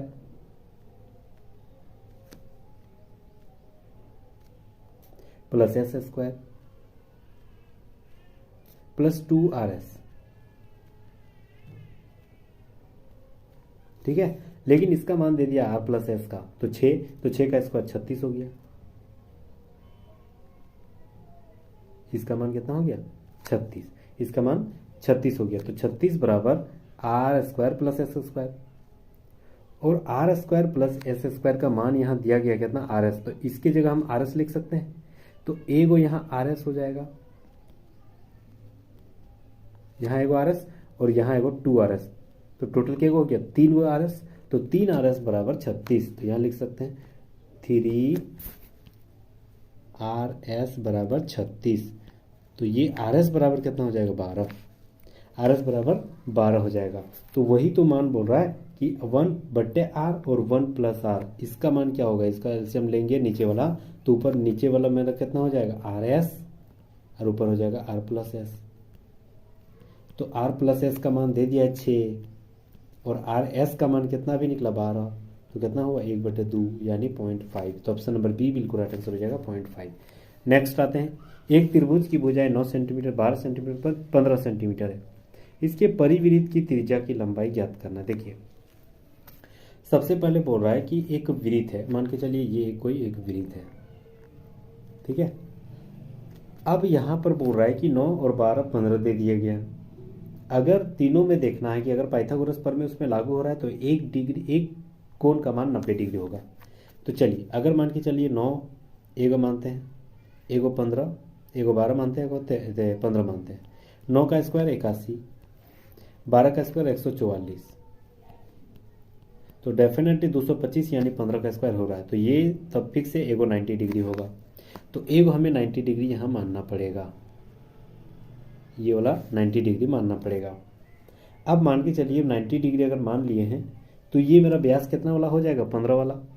तो त्रिज्या कितना हो जाएगा, व्यास का आधा यानी 15/2, त्रिज्या मेरा 15/2 हो गया यानी 7.5। अब 7.5 बोल रहा है कि 7.5 यानी व्यास जो है वह त्रिज्या निकालना है, वही तो बोल रहा है कि त्रिज्या हमको निकालना है। तो r बराबर 15/2 यानी 7.5। तो ऑप्शन नंबर 2 बिल्कुल राइट है, वही से पूछ रहा था सवाल। चलिए नेक्स्ट आते हैं, साइन 60 का मान क्या होता है, √3/2, बस तुरंत हो जाएगा, प्लस 2/√3, बस दोनों वाला कैल्शियम ले लेंगे नीचे, तो ये नीचे हो जाएगा 2√3 और 2 मैच कर गया √3, तो ये √3 गुना √3 3, ये √3 मैच कर गया 2 दूनी 4 यानी 7/2√3। तो देखिए ऑप्शन नंबर 2 बिल्कुल राइट आंसर हो जाएगा। नेक्स्ट आते हैं, एक व्यक्ति अपने वस्तु का 960 रुपये में बेचता है, जो भी 4% की हानि हो रही, यानी 4% की हानि यानी 96, तो 96% बराबर हो रहा है 960। तो 100 बराबर क्या हो जाएगा, अंकित मूल्य यानी क्रय मूल्य क्या हो जाएगा, तो 96 एकम 96 1 और यहाँ 3 को 0 यानी 1000। तो ऑप्शन नंबर 1 राइट आंसर हो जाएगा। नेक्स्ट आते हैं, यदि किसी गांव में स्त्रियों की संख्या पुरुषों की संख्या का 90% है, यानी अगर मान के चलो यहाँ मेल है और ये फीमेल है, ठीक है, स्त्रियों की संख्या जो है पुरुषों की अगर मान लेते हैं 100, तो ये मेरा 90 हो जाएगा। तो बोल रहा है कि पुरुषों की संख्या स्त्रियों से कितना प्रतिशत है, तो ये पुरुषों की संख्या कितना प्रतिशत है स्त्रियों का, तो पुरुष अगर 100 लिख देंगे और फीमेल कितना हो जाएगा 90 × 100, ठीक है, यही पूछ रहा है ना। तो 1000, ये 10 ये 10 यानी 1000/9, ठीक है, पॉइंट में आ जाएगा तो लगभग 111% राइट आंसर हो जाएगा, 111 पॉइंट कुछ समथिंग आएगा। तो ऑप्शन नंबर डी बिल्कुल 4 बिल्कुल राइट आंसर हो जाएगा। जॉन ने अपनी धनराशि का 10% साधारण ब्याज की दर से निवेश किया, 4 वर्षों के बाद वही ब्याज जो है सहित 770 रुपये हो जाती है। तो तदनुसार उसकी राशि क्या थी? बहुत ही शानदार सवाल किया है। अगर मान लेते हैं मूलधन एक्स या पी मान लेते हैं, चलिए एक्स मान लेते हैं मूलधन, तो मेरा उसका साधारण ब्याज क्या हो जाएगा? उसका साधारण ब्याज मिश्र धन से मूलधन घटा देंगे तो कितना था मूल मिश्र धन? 770 ना, तो 770 में एक्स घटा देंगे तो ये मेरा क्या निकलेगा? ब्याज। ठीक है, अब ब्याज का फॉर्मूला अपना देते हैं। मूलधन बराबर क्या होगी? ठीक है, तो मूलधन बराबर क्या होगी? ब्याज क्या है? 770 बटे एक्स, ब्याज गुना 100 बटे RT। आर यानी टाइम, समय, सॉरी रेट, तो रेट कितना है? 10% और टाइम है मेरा 4 साल। ठीक है, यहाँ 4 साल दिया है तो 4 साल। बस इसी को काट छाट कर देना, ये 1 0 ये 1 0 कट गया, इसको गुना होगा तो याद रखना ये कितना हो जाएगा आपका? 7 7 और 2 को 0 माइनस 10x इजिकल टू इधर हो गया 4x। ठीक है, अब ये 10x इधर आएगा तो 14x हो जाएगा इजिकल टू 77। तो x बराबर कितना हो जाएगा? 77 और 00 बटे 14, तो 14 5 70, 14 5 70 रहेगा जो 550। तो ऑप्शन नंबर 3 बिल्कुल राइट आंसर हो जाएगा। नेक्स्ट हम लोग आते हैं 6400 रुपये के 2 वर्षों में 7.5% की वार्षिक दर से चक्रवृद्धि ब्याज कितना रुपया हो जाएगा? शानदार सवाल। ठीक है, मतलब मूलधन कितना दे दिया? 64, ये मेरा पी है, 2 साल टाइम दे दिया, 7.5% चक्रवृद्धि ब्याज कितना दर हो जाएगा? तो सबसे पहले PRT फॉर्मूला होती है P into 1 + R/T 100 into T. तो P कितना है? 6400 रुपया, P इंटू 1 + R, 1 + R यानी ये मेरा 7 दूनी 14 15 बटे 2 है, तो 1 + 15 बटे 2 और नीचे 100 है यानी 2 और 100 200। और समय कितना दे दिया आपका? तो समय दे दिया है 2 साल। ठीक है, तो ये मेरा ब्याज निकालना है। तो ब्याज अभी भी नहीं निकलेगा, क्यों? क्योंकि ये फॉर्मूला है आपका मिश्र धन का। तो पहले मिश्र धन निकाल लेते हैं। तो ये हो जाएगा आपका 6400 इंटू, ये काट देते हैं, हालांकि कटना नहीं चाहिए लेकिन काट सकते हैं आप भी, मतलब सरल करने के लिए। ठीक है, तो 5 तिया 15 और ये 5 चौक 20 यानी 40, तो 40 और एक 40 से कम 40 और 3 43 बटे नीचे 40, के गो है 2 गो तो 2 गो लिखेंगे। ठीक है, 2 गो लिख दिए। अब इसका मान जो है वह हम यहाँ काट देते हैं, 1 0 1 0 1 0, ये 1 0 कट गया, ये 4 16 चौक 64 होती है और ये 4 4 16 कट गया। 43 का स्क्वायर कितनी होती है? तो याद रखना ये 43 का स्क्वायर होती है 3 तिया 9, 43 का स्क्वायर करना है ना, मतलब 2 को 43 है तो 3 तिया 9, 3 4 12 12 दूनी 24 के 4 हाथ में बचा 2 4 4 16 17 18, ये हो जाएगा 1849 और वही 4 से गुना कर देना है। ठीक है, तो 4 9 36 हाथ में 3 4 4 16 17 18 19 के 9 हाथ में बचा 1 4 8 32 1 33 हाथ में 3 फिर 4 1 4 5 6 7, ये आ गया। ठीक है, अब इसी में से हम लोग 7396 में जो है आपका 6400, ये मेरा क्या निकला? मिश्र धन। ये मेरा क्या है? मूलधन। ब्याज के मतलब क्या होती है? मिश्र धन माइनस मूलधन, यानी 7396 में हम लोग 6400 घटा देंगे, तो ये मेरा 96 हो गया और इधर हो गया 64 में 73, तो 996। तो ऑप्शन नंबर 2 बिल्कुल राइट आंसर हो जाएगा, 996 राइट आंसर हो जाएगा। नेक्स्ट हम लोग आते हैं, चलिए पाई चार्ट का सवाल जबरदस्त किया है। बोल रहा है उन कामगारों की संख्या कितनी है जिनका दैनिक भुगतान जो है वह 20 हो जाता है? तो 20 कौन वाला है? तो 20 वाला देखिए, ये वाला है 20, यहाँ है 20, यही है ना, तो 20 कहाँ है? तो ऑप्शन नंबर 3 यहाँ बिल्कुल राइट आंसर हो जाएगा। नेक्स्ट आते हैं, 9 कामगारों वाले समूह को दिया गया जो दैनिक भुगतान है वह कितने रुपया है? तो 9 कामगारों वाला देखते हैं, 9 कामगारों वाला दिया कितना दिया है? 35 दिया है ना, यहाँ 35 दिया है, तो 35 और टोटल 9 गो है, तो 35 गुना 9 315, 315 राइट आंसर हो जाएगा। ऑप्शन नंबर 2 बिल्कुल राइट आंसर हो जाएगा। चलिए अगला सवाल, 2 संख्याओं का लघुत्तम समर्थक जो है वह 520, महत्तम समर्थक 4 है, उनमें से एक संख्या देखिए, लघुत्तम समर्थक इंटू महत्तम समर्थक, देखिए फॉर्मूला होती है LCM गुना HCF बराबर फर्स्ट संख्या इंटू सेकंड संख्या, ऐसे ही होती है। ठीक है, तो एलसीएम मेरा कितना है 520, एचसीएफ मेरा कितना है 4, पहला संख्या कितना है 52, दूसरा संख्या नहीं पता एक्स लिख देते हैं। तो ये 52 दाएं एक बार में कट गया और 4 दाएं 40, ऑप्शन नंबर 1 राइट आंसर हो जाएगा, जो दूसरा मान निकलेगा। नेक्स्ट आते हैं। ठीक है, चलिए यहाँ आते हैं 58 नंबर सवाल आते हैं। इसको गुना करना है, अपना बराबर आ रहा है, तो के का मान पावर में क्या आएगा। तो ये होती है 42 पॉइंट है तो 42/100 लिख सकते हैं, क्योंकि 2 गो पॉइंट है तो 2 गो नीचे 0 इंटू के 100 का मान पावर के। ठीक है, इजिकल टू 42 मान दे दिया गया।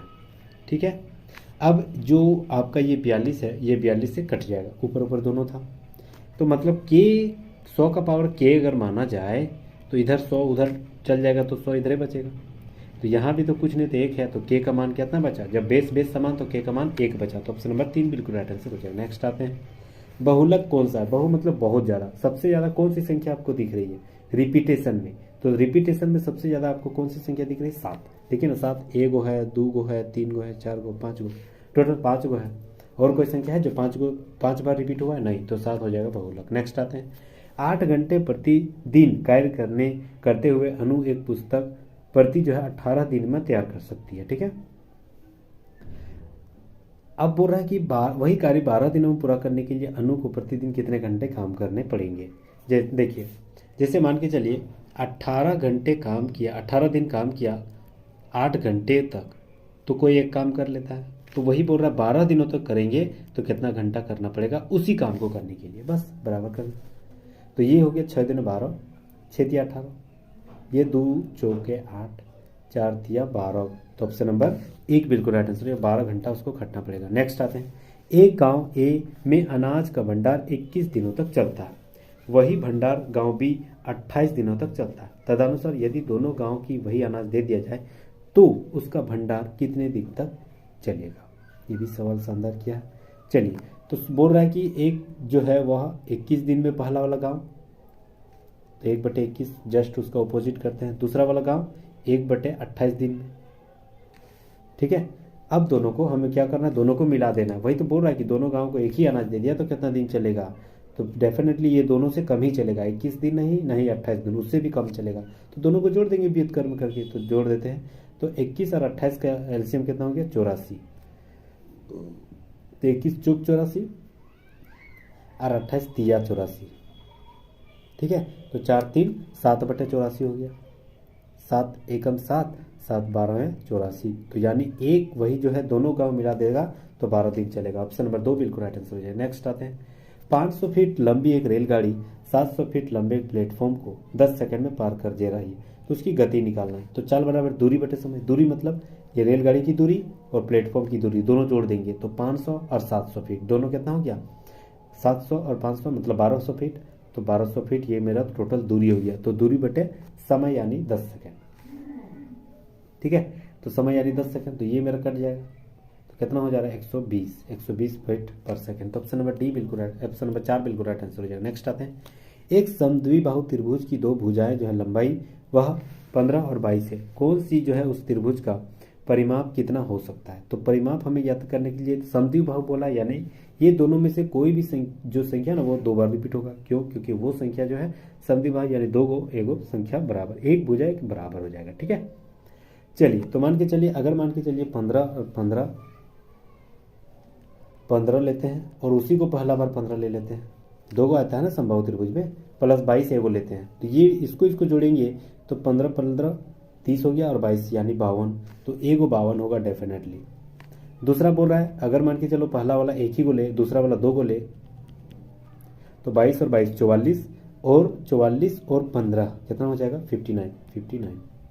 तो ये 52 या तो हो सकता है या 59 यानी 59 हो सकती है, तो ऑप्शन नंबर 1 राइट आंसर हो जाएगा। नेक्स्ट हम लोग आते हैं, एक अर्धवृत्ताकार खिड़की का व्यास जो है वह 63 सेंटीमीटर, अर्धवृत्ताकार खिड़की का व्यास यानी त्रिज्या कितना हो गया 63/2। ठीक है ना, अब यहां पर बोल रहा है कि उसका परिमाप याद करना है, तो अर्धव्यास का परिमाप क्या होती है, अर्धवृत्त का परिमाप क्या होती है पाई। ठीक है, और इसी व्यास को जोड़ देंगे, क्यों, क्योंकि वो वृत्त के रूप में छुटा होगा ना व्यास, तो ये या व्यास यानी त्रिज्या का 2 को तो 2r। तो ये होती है अर्धव्यास अर्धवृत्त का फॉर्मूला। ठीक है, तो पाई का मान 22/7। अच्छा, यहाँ कुछ कॉमन आएगा क्या? हाँ, एगो कॉमन आएगा, आर कॉमन आएगा। आर कॉमन ले लेते हैं तो पाई +2 हो गया, और इजी हो गया। ठीक है, आर मेरा कितना है 63/2, पाई का मान कितना है 22/7 +2। ठीक है, तो ये हो गया 7 दूनी 14 और 22 36/7, यानी 63/2 इंटू 36/7। तो ये 7 9 63, 2 18 बार में, तो 18 गुना 9 162। तो ऑप्शन नंबर 2 बिल्कुल राइट आंसर हो जाएगा, 162 राइट आंसर हो जाएगा। नेक्स्ट हम लोग आते हैं। उम्मीद कर रहा हूँ जितने भी बेसिक सवाल बता रहे हैं आपको एकदम डेफिनेटली समझ में आ रहा होगा। और इसी तरह नए नए कंटेंट मटेरियल के साथ प्लीज़ हमारे साथ, यानी हमारे फैमिली, यानी हमारे क्लास मॉनिटर फैमिली में आपका जोरदार स्वागत रहेगा। उम्मीद कर रहा हूँ अभी के भी सब्सक्राइब एंड बेल आइकन को जरूर दबा दिए होंगे। चलिए 65 नंबर सवाल आते हैं बिना देरी किए। 12 मीटर लंबे और 8 मीटर चौड़े और 9 मीटर ऊंचाई वाले कमरे में रखने वाली सबसे लंबी खंभे की वो जो लंबाई है वह कितनी होती है? तो इसका फॉर्मूला होती है √L² प्लस 20 का स्क्वायर प्लस h का स्क्वायर। बस यही होती है इसका फॉर्मूला, √L² यानी लंबाई की जो स्क्वायर। तो L कितना है 12, 12 का स्क्वायर 144, चौड़ाई कितना है 8 8 64, ऊंचाई कितना है 9 9 81। ठीक है, सबको जोड़ देंगे तो ये मेरा आ जाएगा 289। किसका है? 17 का स्क्वायर है, तो 17 निकल जाएगा। तो ऑप्शन नंबर 2 बिल्कुल राइट आंसर हो जाएगा। नेक्स्ट आते हैं। यदि वस्तु के अंकित मूल्य पर 24% की छूट दी जाए तो उसके बाद उस वस्तु जो है वह 342 रुपये में बेचते हैं, तदनुसार उस वस्तु को अंकित मूल्य याद करना। यानी ये जो बोल रहा है वह क्या बोल रहा है, 24% छूट देने के बाद हम कितना में बेच रहे? 342 में। तो बोलता है अगर नहीं छूट देते तो कितना में बेचते? तो 24% छूट यानी 100 में 24 घटा देंगे तो 76/100 बराबर कितना हो गया? 342। तो 100 बराबर उधर क्या हो जाएगा? 100 बराबर x, ये क्रॉस गुना होगा तो 342 गुना x यानी 100, और ये हो जाएगा 76 100 नीचे, और x बराबर ये हो जाएगा। ठीक है, क्रॉस मतलब ये 342 100 उधर जो ना जो ऊपर है वो नीचे आ जाएगा। ठीक है, तो 76 से इसको गुना कर देना है। तो 76 से इसको जब गुना करेंगे तो कितना होगा? 7 21 7 चौक 28 7 5 35, 7 चौक ना 4 छक 24 7 छक 42 4 7 28, कितना बार में कट रहा है? चलिए देख लेते हैं, आधा आधा पहले काट लेते हैं। इसका आधा कितना होगा? 2 से काटते हैं तो 2 तिया 6, 2 तिया 6 और 2 8 16। और ये अगर आधा काटते हैं 2 एकम 2, 1 बचा 2 7 14, 2 एकम 2, ये कट गया। ठीक है, फिर इसका आधा करते हैं तो ये मेरा हो जाएगा, इसका आधा हो जाएगा आपका 19,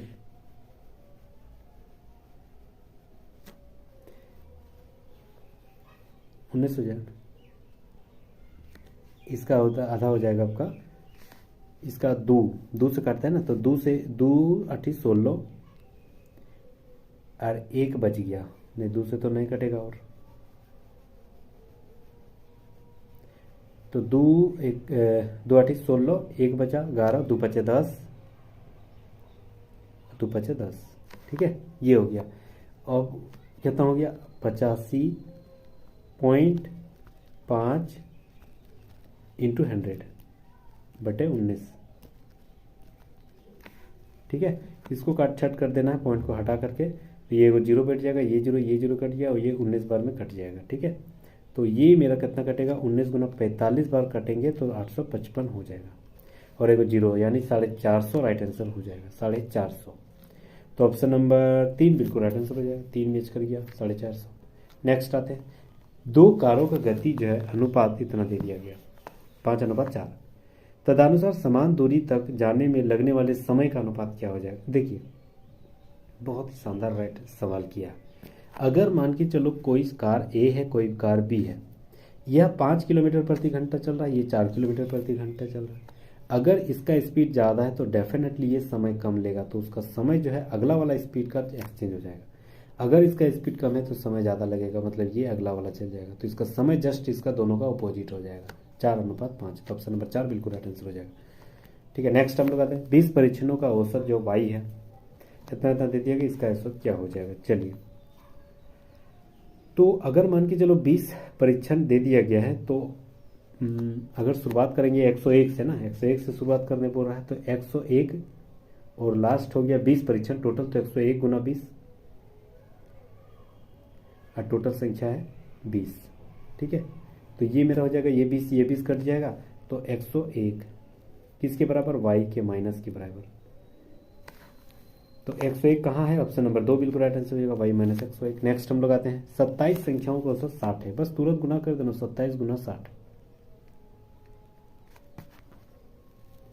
ठीक है, अब बोल रहा है कि संख्या बदल कर 28 के बजाय हम 82 कर दिए थे, तो मतलब 28 से ज़्यादा, वो 28 देना था लेकिन 82 दे दिया, कितना ज़्यादा दे दिया, 54 ज़्यादा दे दिया गया था।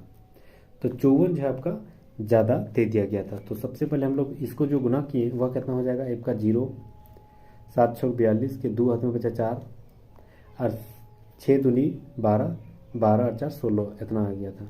हमको 54 कम दिया गया था, तो 54 फिर जोड़ देंगे, कितना हो जाएगा 4, ये 7, ये 6, ये 1। अब नई जो औसत है वह कितना हो जाएगा, तो अब नई औसत को हम लोग फिर कितना संख्या थी 27 से हम लोग भाग दे देंगे। ठीक है, तो 27 से भाग देंगे, तो ये मेरा ऊपर 9 से काटते हैं, 9 एकम 9, ये बचा मेरा 7, 77, तो 9 8 72 और बचा 72 और 72 73 74, 2 बचा ना, तो 2 और 4 24, 9 से नहीं कट रहे ना, 7 और 4 11, 11 और 1 12, 12 6 18, 9 से तो कट जाना चाहिए। 9 एकम 9, यहाँ कितना बचा, 9 एकम 9, यहाँ बचा आपका 7, 7 और 7 77 हो गया, तो 9 8 72 तक गए। अच्छा 77 तक जाना, तो 72 और 77 में 72 घटाएंगे तो 5 54, 9 8 9 6 54 हो जाएगा, और 9 यहाँ 7 है, तो 3 6 18, 3 दूनी 6 62 हो जाएगा राइट आंसर, ऑप्शन नंबर 3 बिल्कुल राइट आंसर है। नेक्स्ट हम लोग आते हैं, चलिए ये सवाल किया है, लग रहा है बहुत बड़ा टॉपिक सवाल है लेकिन बहुत ही इजी है। ऑप्शन के आधार पर देखते हैं, बहुत इजी वे में देखेंगे। ऑप्शन हम लोग देखना है, एक सब तो ऑप्शन एक ही दिया है ना, -7 और 0 और 0 और -21, एगो कोई हम लोग ले लेते हैं। ठीक है, एगो अगर मान के चलिए कोई भी हम लोग ले लेंगे तो भी मेरा कितना हो जाएगा, जैसे मान के चलिए 7 0 ले लेते हैं और 21, दोनों तो एक ही है, तो एगो का मान हम लोग बैठाएंगे, जैसे मान के चलिए यहाँ दिया गया है 5। ठीक है, और x का मान हमें यहाँ बैठाना पड़ेगा, x का मान हमें दे दिया है कितना, सबसे पहले हम लोग 0 बैठाते हैं।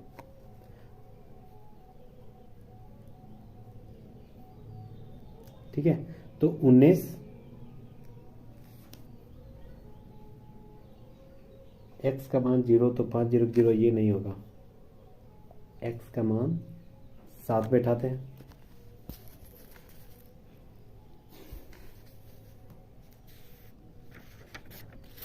छोड़िए, बेसिक हम लोग देखते हैं, बेसिक सवाल, इसीलिए बेसिक पढ़ना बहुत ज़रूरी है।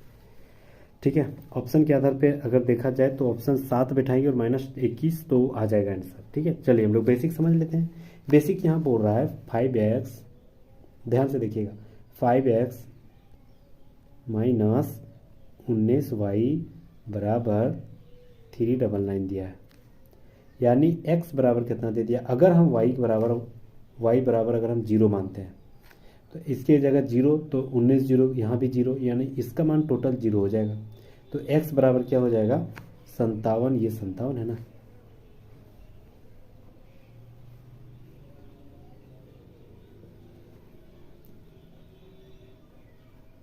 संतावन ही आएगा, 57 ही है। ठीक है, यहाँ 57 है।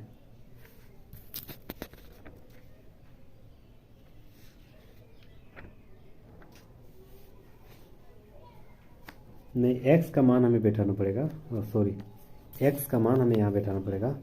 तो 5x की जगह क्या रखेंगे और -19 की जगह क्या रखेंगे, किसका मान 399। अरे तो बहुत ईजी है, 5 की जगह हम लोग x के आधार पे 7 रखते हैं, ऑप्शन के आधार पे सब में 7 रखने बोल रहे हैं ना, तो 7 रख देते हैं।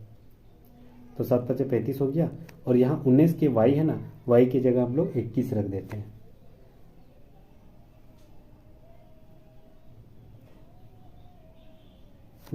-21 रख देते हैं, ठीक है।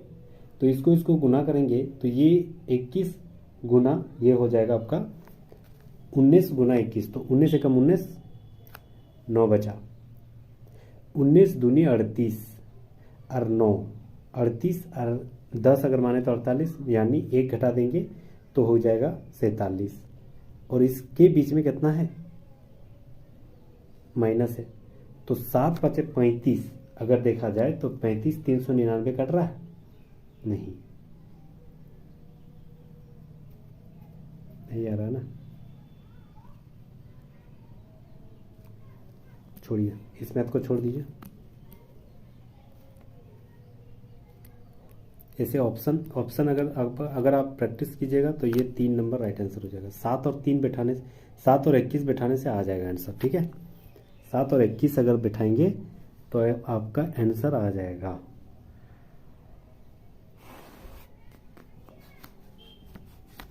चलिए नेक्स्ट आते हैं, इसको स्किप करते हैं। चलिए रीजनिंग का सवाल, 30 सवाल आते हैं। सबसे पहले, हाँ बहुत ही इजी सवाल। सबसे पहले 48 दे दिया, यहाँ Q का मान क्या दिए थे, भागा, तो यहाँ लिखेंगे भागा, ठीक है। Q का भागा लिखेंगे, फिर 12, फिर R का मतलब क्या दे दी, गुना, फिर 10, फिर माइनस, फिर 8, फिर +4। ये इसको काटेंगे, 12 चौक 48 और 4 दाएं 40, ये 40 हो गया, और 4 44 -8 36। ऑप्शन नंबर 2 बिल्कुल राइट आंसर है। बहुत ईजी। तीनों मतलब जैसे चेहरा जो है वह अभिव्यक्ति खुद को देखता है, चेहरा से अभिव्यक्ति से संबंधित है। वो हाथ किससे संबंधित है, वह इशारा का। तो ऑप्शन नंबर 2 बिल्कुल राइट आंसर है। 1 8 4 27 9 विन्यास जो है वह अगली आने वाली संख्या का ज्ञात करना है। देखिए 1 जो है वह 1 का स्क्वायर है, 8 जो है 2 का क्यूब है, 2 का स्क्वायर है, 3 का क्यूब है, 3 का स्क्वायर है, 4 का क्यूब, 4 का स्क्वायर, तो 4 का क्यूब आएगा 64। ऑप्शन नंबर 3 बिल्कुल राइट आंसर हो जाएगा। नेक्स्ट आते हैं HIG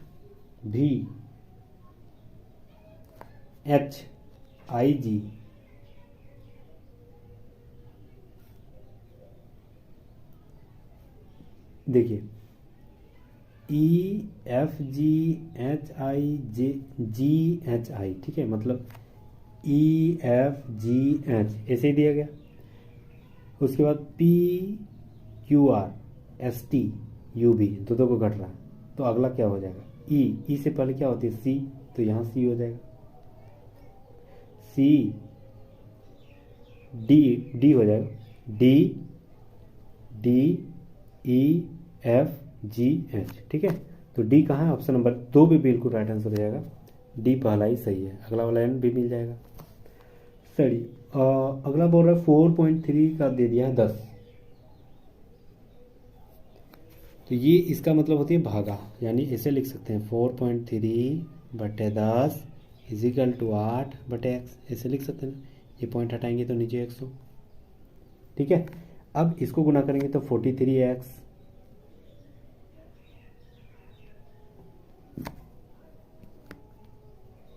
ये हो गया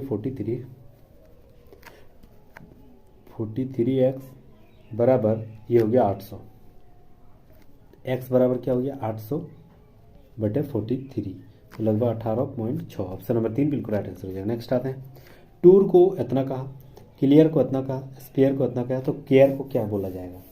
देखिए सबसे पहले C को देखते हैं। C का मतलब यहाँ क्या है, C का मतलब यहाँ है 5, तो C का मतलब यहाँ लिखेंगे 5।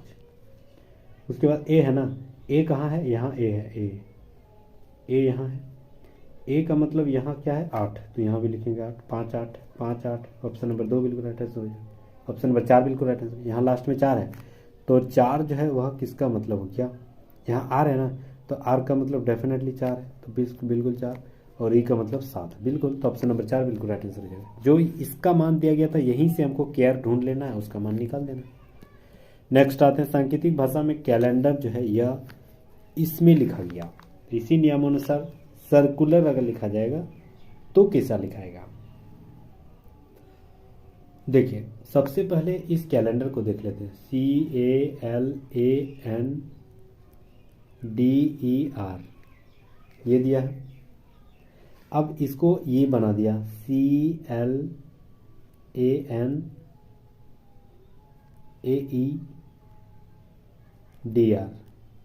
ठीक है, एक चीज यहां नोटिस करिएगा, जो फर्स्ट वाला है और लास्ट वाला उसको नहीं छुआ है, छुआ नहीं, यानी इसको और इसको बदल दिया, इसको बदल दिया, इसको बदल दिया, बस वही तो हम लोग को करना है। तो फर्स्ट और लास्ट को हम लोग नहीं छूना, यानी फर्स्ट और लास्ट लिख देंगे। तो IR तो RI हो जाएगा। देखिए ऑप्शन नंबर 2 बिल्कुल राइट आंसर है। CU तो UC हो जाएगा। LA तो AL हो जाएगा। बिल्कुल ऑप्शन नंबर 2 बिल्कुल राइट आंसर हो जाएगा। पहले ही हमको मिल जा रहा है तो डायरेक्ट एकदम लिख देना। अगला सवाल, हाँ ऑप्शन में अगर इनमें से कोई नहीं है तब हम लोग टोटल देखेंगे। जो ईमानदार होते हैं वो अच्छे शिक्षक होते हैं, मेहनती लोग ईमानदार होते हैं। ठीक है, ये मेरा है कथन। अब उसका अनुमान क्या लगाना है, जो हमें सत्य बता रहा है वह अनुमान दिया है कि मेहनत एक अच्छे शिक्षक का आवश्यक गुण है। मेहनत जो है एक अच्छे शिक्षक का आवश्यक गुण है। तो यहाँ बोल रहा है कि कौन सा अनुमान सही बता रहा है। अनुमान जो है ना वह सत्य या असत्य दोनों है। ऑप्शन नंबर 3 बिल्कुल राइट आंसर। क्यों? क्योंकि मेहनत एक अच्छे शिक्षक आवश्यक गुण है, आवश्यक गुण है। यह मेहनत का जिक्र किया गया है शिक्षक पर भी और ईमानदार पर भी, यानी दोनों सही है, दोनों गलत भी हो सकता है अनुमान के आधार पर। तो ऑप्शन नंबर 3 बिल्कुल राइट आंसर है। नेक्स्ट आते हैं। सबसे पहले बोल रहा है एक परिवार में पति पत्नी 2 पुत्र और 2 पुत्रियां हैं। सभी महिलाएं एक रात्रि में भोज में आमंत्रित होती है। दोनों पुत्र बाहर खेलने गए थे। पति कार्यालय से लौटा नहीं था। घर पर कौन था? तो घर पर यहाँ पर कौन हो जाएगा? तो अगर मान के चलिए सभी महिलाएं एक रात्रि में भोजन पर गई, यानी महिलाएं कोई नहीं, दोनों पुत्र भी बाहर में हैं और पति भी बाहर में नहीं, तो घर में कोई बचेगा नहीं ना। तो ऑप्शन नंबर 4 घर में कोई नहीं है। नेक्स्ट आते हैं। एक मेज पर 5 पुस्तकें रखी गई है। यदि ए को ई के नीचे, यानी ई जहां भी है ना वह उसी के नीचे ए है। ठीक है, समझ गए। अब यहां पर बोल रहा है कि सी को डी के ऊपर रखा है। रुकिए एक मिनट आते हैं।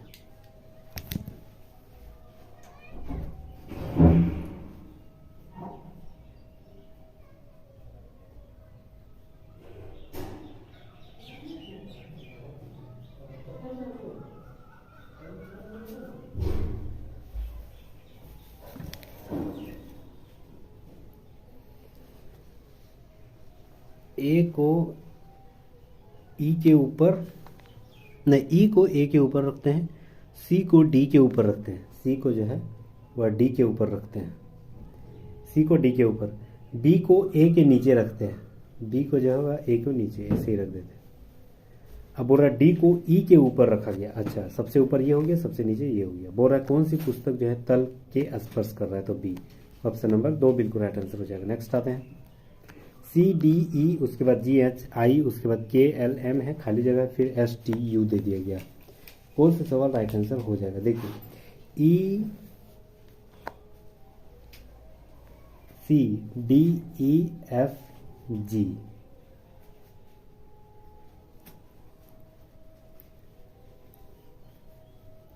CDEFG HIJKLMNO चचर को जोड़ रहा है। DEFGHIJKL 4 जुड़ रहा है। LMNO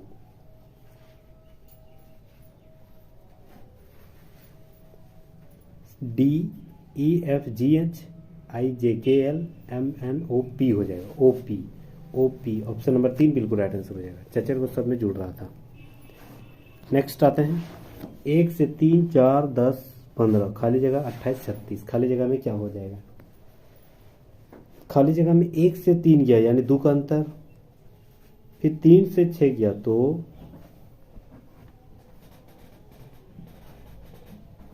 अच्छा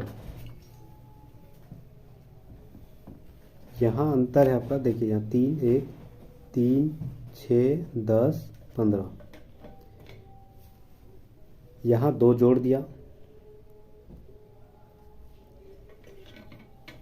ठीक है, यहाँ 3 जोड़ा, यहाँ 4, यहाँ 5, तो आगे 6 जोड़ देगा तो 21। ऑप्शन नंबर 2 बिल्कुल राइट आंसर होगा। नेक्स्ट आते हैं, प्राउड को STRWG कहा, एबव को क्या बोला जाएगा? प्राउड, PROUD, प्राउड को STRWG लिखा गया। इससे दोनों का गुणपद क्या है जो एबव से वही संबंध रहेगा? तो देखते हैं, PQRS यहाँ 3 जुड़ रहा है, RST यहाँ 2 जुड़ रहा है, OPQR 3 जुड़ रहा है, UVW 2, मतलब 3 2 3 2 3 ऐसे जुड़ रहा है। तो उसी तरह हम लोग जोड़ेंगे, A को 3 जोड़ेंगे तो D हो जाएगा, फिर B में जो 2 जोड़ेंगे तो BCD हो जाएगा,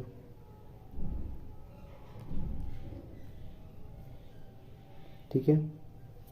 फिर O में 3 जोड़ेंगे तो R हो जाएगा, V में 2 जोड़ेंगे तो X हो जाएगा, और E में 3 जोड़ेंगे तो H हो जाएगा, ठीक है। तो ऑप्शन नंबर 2 बिल्कुल राइट आंसर हो जाएगा। नेक्स्ट आते हैं,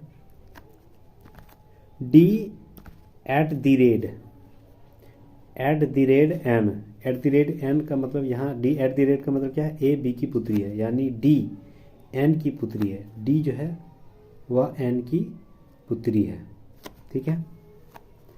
फिर वहाँ बोल रहा है N H की पुत्री है, क्या कि @ का मतलब वही है, N H की पुत्री है, H की पुत्री है N, ठीक है। H जो है वह @ एंड का मतलब क्या है? A B की पति है, A B का पति है, यानी H E का पति है, H जो है वह E का पति है, यानी ये पति हो गया, ये प्लस ये माइनस, ये दोनों पति पत्नी हो गया, ठीक है। फिर @ हो गया, तो @ का मतलब A B की पुत्री है, यानी Y F की पुत्री है, Y जो है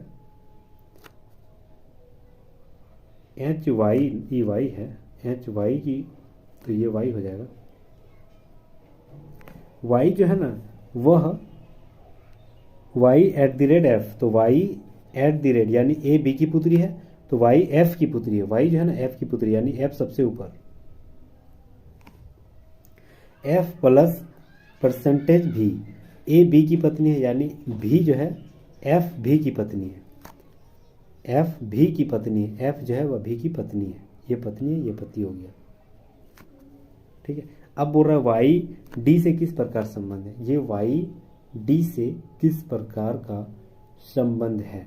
तो Y जो है यह आपकी मम्मी और मम्मी का मम्मी नानी हो गया, तो ऑप्शन नंबर 1 बिल्कुल राइट आंसर रहेगा, नानी। नेक्स्ट हम लोग आते हैं, कथन दे दिया है, अनुमान लगाना है।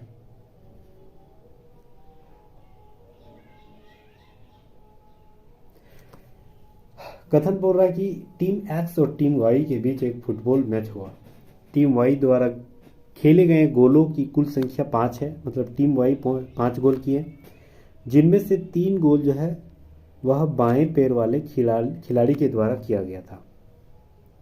यह कथन दे दिया है, अनुमान हमें लगाना है। अनुमान लगाना है, बोल रहा है कि बाएं पैर वाला खिलाड़ी गोल करने में माहिर था, ये कोई जरूरी नहीं है, माहिर नहीं, तो पहला गलत जा रहा है। टीम Y के 60% खिलाड़ी, इसका जिक्र किया गया था कि 60% खिलाड़ी बाएं पैर वाला है, इसका भी जिक्र नहीं किया है, तो दोनों सही नहीं है, तो ऑप्शन नंबर 3 बिल्कुल राइट आंसर होगा, ना तो 1 नहीं 2। नेक्स्ट आते हैं, एक तस्वीर की ओर इशारा करते हुए बजरंगी ने कहा कि मैं उसके ससुर के एकमात्र पुत्र के पुत्र का पिता हूँ, मैं उसके ससुर के एकमात्र किसी का ससुर का पुत्र का, उसके ससुर के एकमात्र पुत्र के पुत्र का पिता हूँ, तो ये जो है इससे क्या संबंधित है? तो ये तो इसका पति पत्नी हो गया, तब ना अपने पत्नी को बोल रहा है उसके ससुर, यानी उसके पापा के बेटा, तो वो खुद हो गया, फिर उसका बेटा मतलब उसका बेटा, उसका पाप वह खुद हो गया, तो ये दोनों पति पत्नी हो गया, मतलब अपनी पत्नी को वो खुद बोल रहा है, तो ऑप्शन नंबर 2 बिल्कुल राइट आंसर है। किसकी ओर इशारा कर रहा है? अपनी पत्नी की ओर। सुमन जो है उत्तर दिशा की ओर 10 किलोमीटर चलती है। तो अगर मान के चलो यहाँ से शुरू कर रही है तो 10 किलोमीटर उत्तर की ओर 10 किलोमीटर चल दिया। उसके बाद वह दाएं मुड़ती है और 6 किलोमीटर जाती है। यहाँ से दाएं मुड़ा 6 किलोमीटर जाता है, ये 10 है। उसके बाद जो वह पुनः जो है उत्तर की ओर पुनः बाएं मुड़ा, यानी उत्तर की ओर वह 4 मीटर गया। तो यहाँ से यहाँ 4 मीटर गया और फिर जो आपका बाएं मुड़ा और 6 मीटर गया, यानी यहाँ से यहाँ 6 मीटर गया। अब बोल रहा है कि प्रारंभिक बिंदु से कितना दूरी, ये टोटल 10 था और ये 4, यानी टोटल 14 हो गया। और किस दूरी पर है, तो यहाँ से उत्तरी की दिशा की ओर है, तो मतलब 14 किलोमीटर टोटल और दिशा है उत्तर की ओर। तो ऑप्शन नंबर 2 बिल्कुल राइट आंसर हो जाएगा। नेक्स्ट हम लोग आते हैं 88 नंबर सवाल। अगर GO बराबर 32, SHE बराबर 42, तो SOME बराबर क्या हो जाएगा। तो देखिए G का मतलब क्या होती है 7, O का मतलब होता है 15।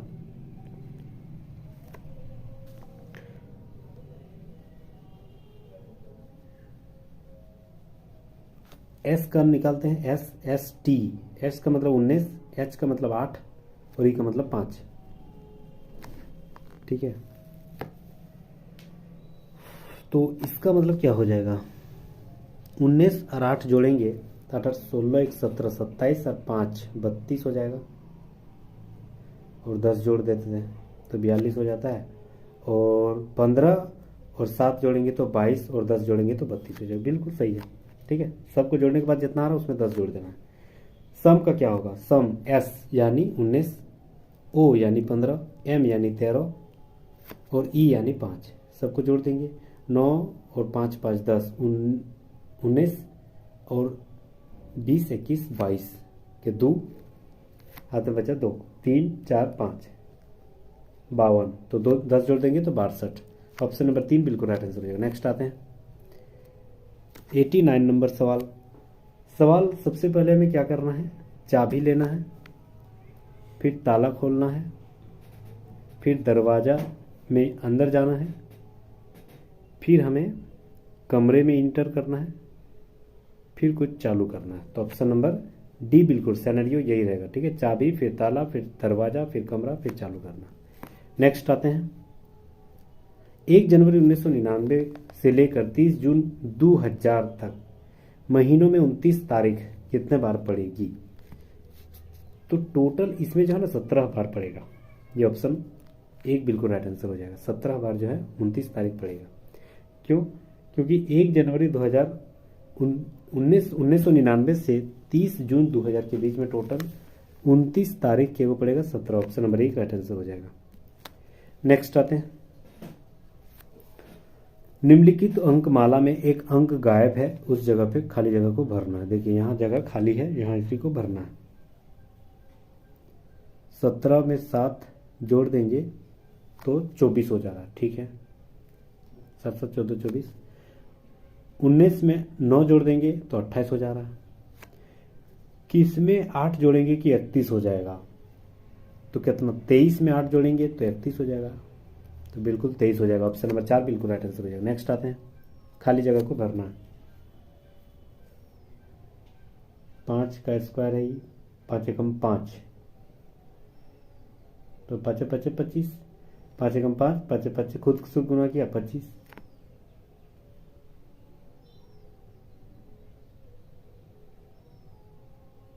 दूसरा वाला क्या हो जाएगा, 3 4 12,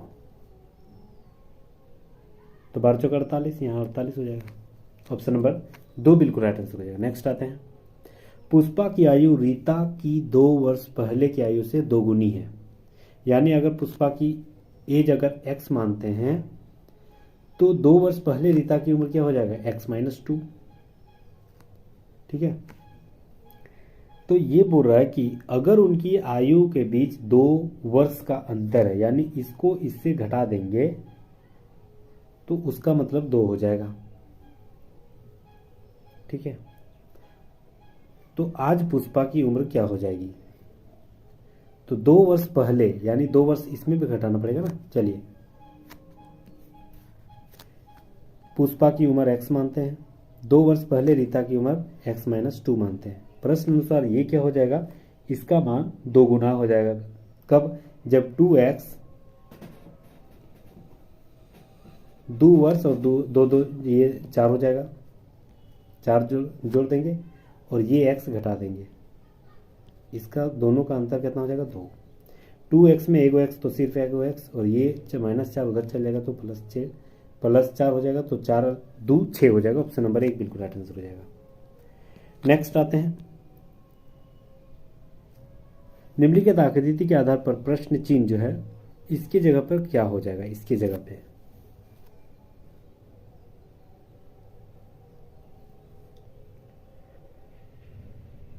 इसकी जगह पे क्या हो जाएगा,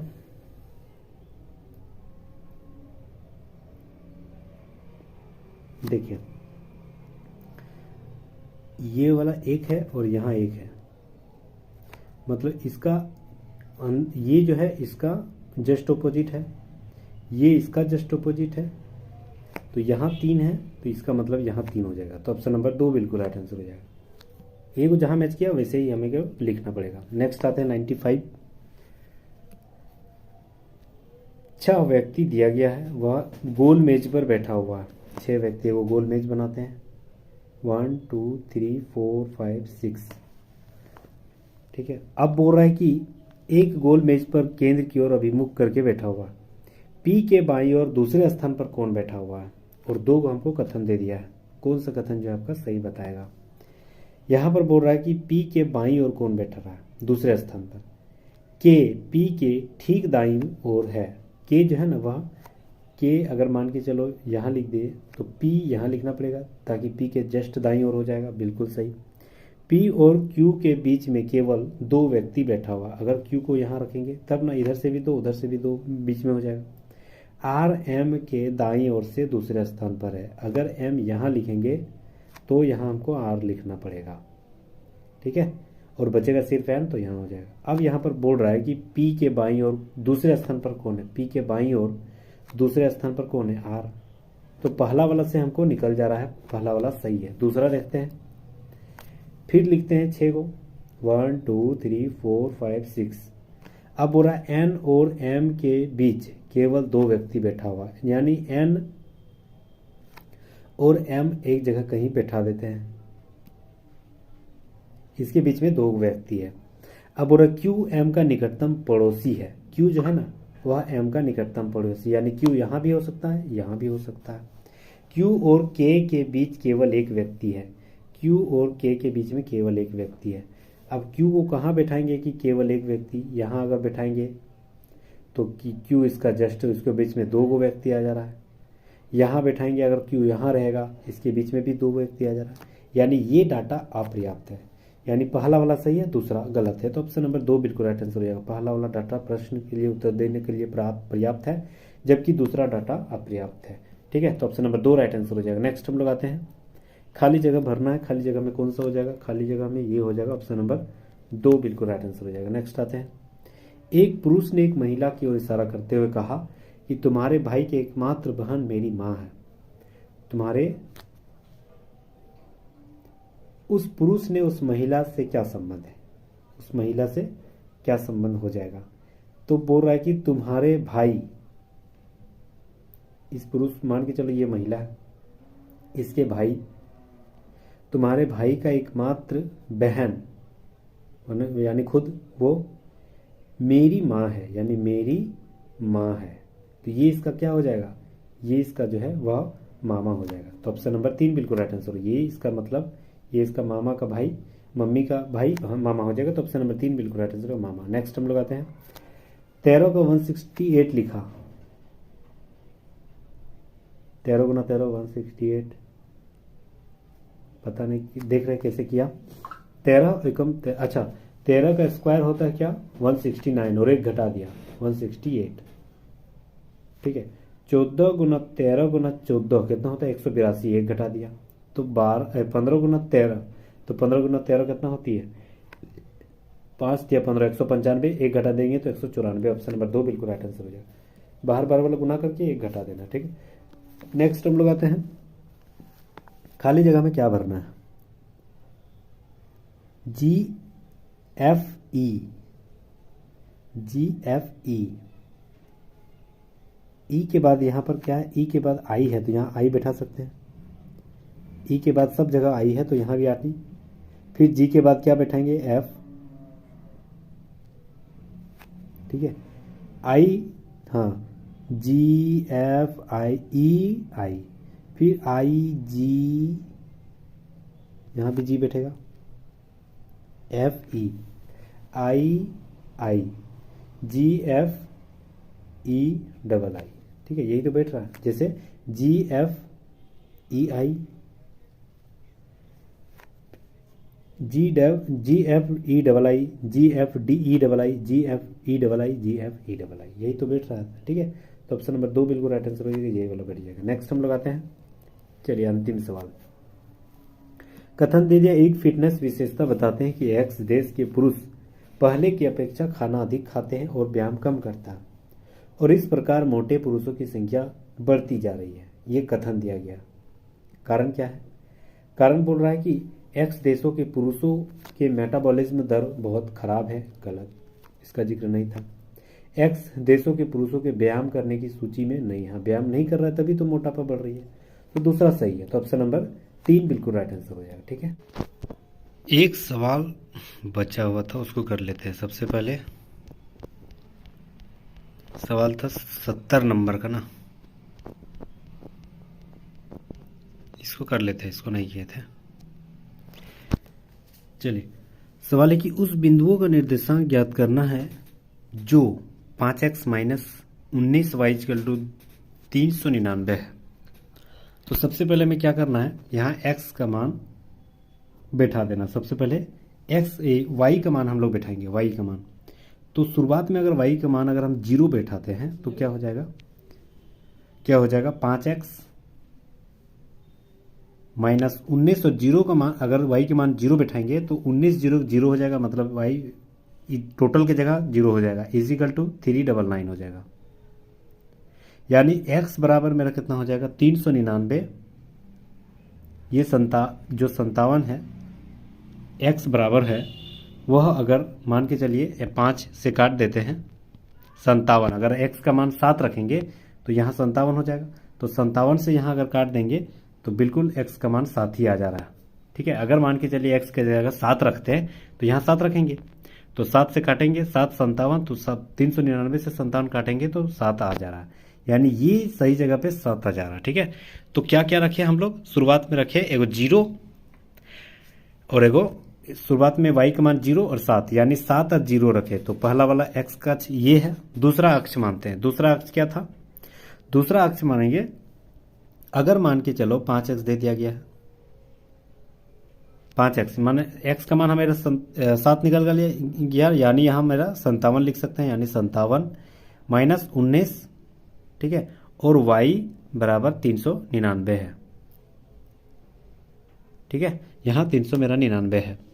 अब मान के चलिए 97 की जगह हम लोग कुछ रखेंगे यहाँ पर, तो यहाँ 57 की जगह कुछ रखेंगे अगर मान के चलिए, तो ये मेरा y बराबर क्या हो जाएगा, ये डायरेक्ट इस 57 को हटा देते हैं अभी, तो ये मेरा 19 डायरेक्ट उधर चल जाएगा, तो 399/19 से काट देते हैं, कितना बार में कट जा रहा है, -21 बार में कट जा रहा है। यानी y की जगह हम लोग 21 रखेंगे, कब, जब हम ये 57 को हटाना पड़ेगा। तो 57 को कैसे हट सकता है, एक शर्त पे, जब x के स्थान पर हम 0 रखेंगे तब। तो x के स्थान पर अगर हम 0 रखेंगे तो 5 0 0 हो जाएगा, ये टोटल हट जाएगा, यानी दूसरा वाला 0 और 21 हो जाएगा। पहला वाला कितना था, 7 और 0, दूसरा वाला 21 और ये हो जाएगा आपका 19 और 21, 0 और 21 हो जाएगा, ठीक है। अब माइनस कहाँ से आया, क्योंकि इसके आगे माइनस था तो बटा में जाएगा तो उसका भी माइनस ही रहेगा, तो ये माइनस रहेगा, ठीक है, तो माइनस हो जाएगा। तो ऑप्शन नंबर 3 यहाँ राइट आंसर हो जाएगा, ठीक है। चलिए 100 सवाल खत्म हो गया, 70 सवाल ये बचा हुआ था, सारे हम लोग खत्म कर लिए हैं, ठीक है। Thank you so much guys. अगर आप नए हैं तो प्लीज़ सब्सक्राइब कर लीजिएगा और सब्सक्राइब एंड बेल आइकन को जरूर दबा दीजिएगा ताकि नोटिफिकेशन सबसे पहले आपके मोबाइल तक पहुंचेगा। 100 सवाल हम लोग बहुत ही ईजी वे में देख लिए, बहुत ही जो ईजी शानदार और जो स्मार्ट पढ़ाई थी वो हम लोग देख लिए, ठीक है। तो ऐसे ही नए नए कंटेंट मटेरियल के साथ प्लीज़ जुड़े रहिएगा। Thank you so much guys. ये मेरा 15वां लेक्चर है जो कि NTPC set practice solve paper math reasoning plus है। इससे पहले मैंने 14 लेक्चर ऑलरेडी अपलोड कर दिए हैं, दूसरे बुक वाले लगभग एक 17 सेट प्रैक्टिस अपलोड कर दिए ग्रुप डी वाला, वो भी आप प्लेलिस्ट सारे बना दिए गए हैं, वो सारे आप विजिट कर सकते हैं। बहुत ही शानदार कंटेंट है वहाँ पर। ठीक है, चलिए, थैंक यू अगेन।